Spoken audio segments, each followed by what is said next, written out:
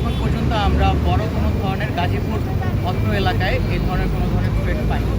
Gazipur commander, আমরা বর্তমানে মাওনা সংলগ্ন এই এলাকায় এসেছি তল্লাশি কার্যক্রম পরিচালনা করার জন্য।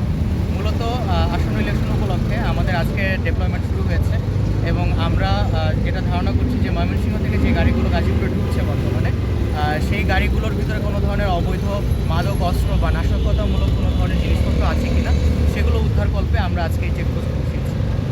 এবং যে আসন্ন ইলেকশন উপলক্ষে আমরা যৌথ বাহিনীর সমন্বয়ে আমরা একটি সেন্ট্রাল মনিটরিং সেল গঠন করা হয়েছে।